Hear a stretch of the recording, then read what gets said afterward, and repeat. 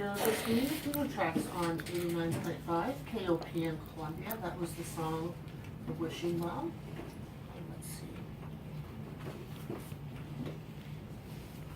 Is it true that you're giving all the money that you make from the CD to battling cancer? Yes. The facts behind this is no middleman. We're not going to do any of that.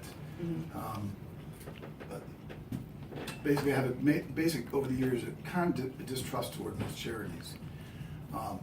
If somebody doesn't have any money, they can have the CD free by contacting. Just go to April Burney's Facebook, or they can get on the lovetrain.com. And so far, we've raised a good chunk, and we perform at hospital with children with cancer, and that's what really spurred me to do this.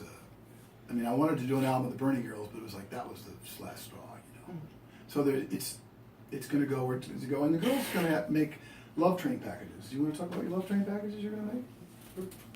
Well, the Love Train packages, of course, all the donations are going to the packages, and we are going to put like credit cards in there for the families so that they can go out and eat or something like that. Like gift cards. Yeah, gift cards. Sorry, gift cards, yeah. No, credit cards. Or other, like, we may have some toys for the kids or stuff like that, but like they're little packages that are going to go to the families. Yeah, and other kids are going to be sending stuff, but you know, Like cards. cards.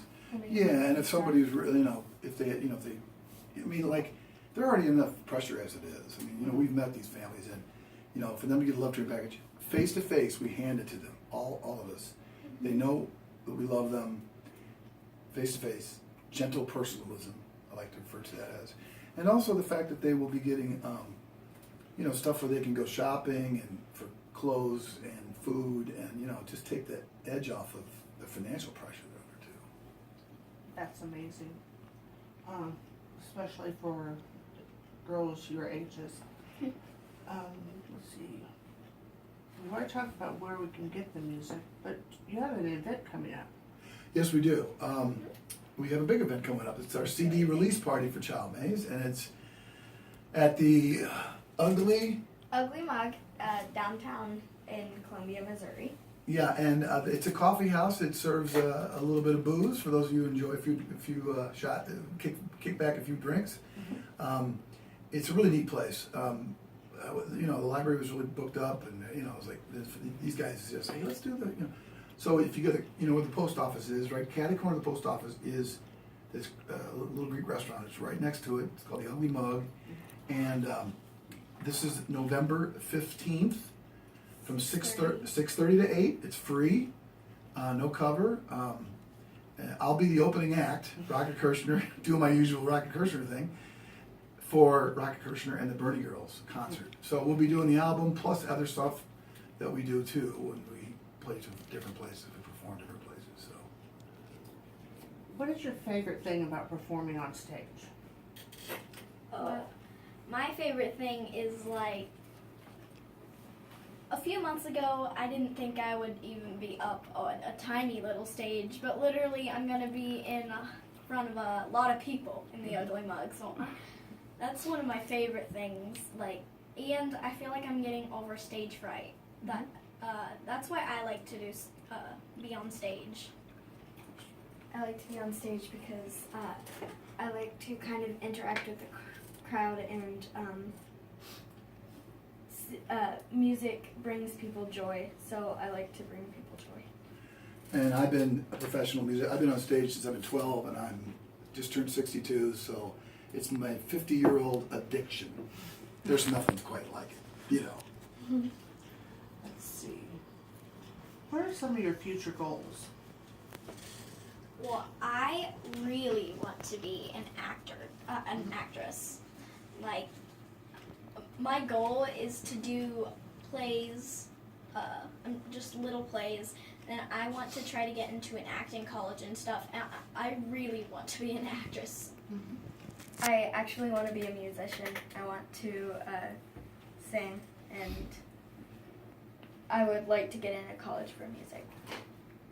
And they're working hard at each what they're doing, you know. I mean, they're picking up instruments. Emma, I picked up some instruments, and she picks up. We're jamming. We're doing this. We're doing that. It's amazing, really, you know. Do you all have a website or social media sites all together? Well, here's what we have. You can go to Bee Gees Sing for them On YouTube. on YouTube, and then I have my channel, Rocket Kirchner, on YouTube. But then and that gives the account of how we went through the album. It's like a little documentary. But also, if you go to April Burney's Facebook, Burney, that's the mother standing over there. We just post stuff every day. And then, of course, getonthelovetrain.com. That's our site, which is just really well done. I mean, I'm not a tech person. April does all that stuff. And we'd like to also give a shout out to the little sister Bella over here and Super Dad Rusty, right? We can't forget about Super Dad, you know. Yeah. You know, can't forget about that. But, you know, we're going to talk about 4th Street Cafe, right? Or, don't worry, I mean. Do you want to tell us a little bit about the song? Well, from my perspective, I had, this is the amazing thing to me, because it just shows you that the artist doesn't have much objectivity. I spent 20 years with that song in my head. And I don't normally write songs on piano. The mood, it's a mood piece. And I traveled around, it had an original title, A Canadian Night, and then I went to different times. And I just could never, it was always there, but I never, usually when I write songs, I mean, I work on them, just bang, bang, bang, bang, knock them out. This thing just hung there. And so, you know, and then I said, okay, it's going on the album. It's a perfect one after Wishing Wells. We go right from fantasy to naked realism, or native realism. And for me, I mean, the girls will give you their interpretation. Mine is just sort of a general mood of a traveling musician who is always trying to reinvent himself or start his life anew spiritually. And they have a different take. Well, I feel like it's about somebody who hasn't been like doing well in their life, and they kind of like want to change it up and be better, and so they're like feeling really bad, and so they go to their one little comfort spot, which is like the 4th Street Cafe, and they kind of are thinking about what they have to do next with their life. What's their second step? I think it's very similar to what Olivia said, but it's like somebody who doesn't know what to do. They're like really sad, and they're just they go to the 4th Street Cafe, and they sit by this window, and there's of course sunglasses that shield their eyes from crying so much. Of course, that's in the sunglasses are in the song, so that's what I would think. But